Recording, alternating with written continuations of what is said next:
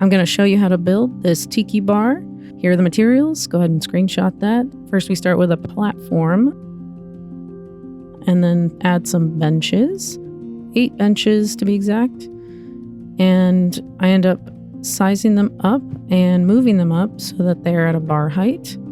They stick out a little bit from the platform so that the benches can come right up to them. So here I've got some stools and some chairs, which we'll use to make our bar stools. And you'll see more later how that's done. So I'm just putting all the chairs out, raising them up to a more bar stool-ish height. And then always make sure you turn the round stools so that your feet will face the direction you want them to face. I used a tent to make the top of the bar,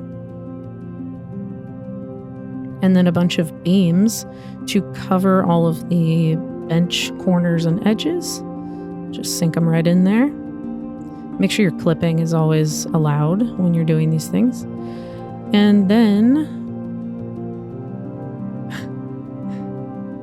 I added some grass patches, dry grass patches to the top to give it more of that Tiki Bar feel.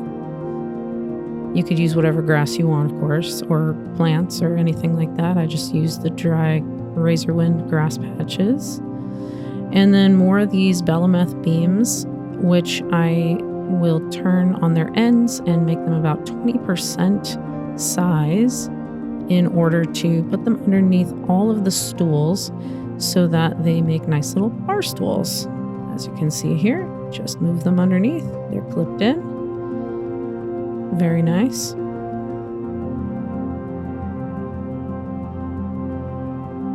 And that's the first part of the bar done. So then I add some stuff to the middle to give it some shelving so you can put bottles and cups. I started with refrigerators made from these crates and these doors. They're just shrunken down doors and clipped in, and they open outwards, which is really nice. You can put things inside the fridge if you want a little surprise. Here's some shelves, the large Orgrimmar shelves that I used to make the center of the bar.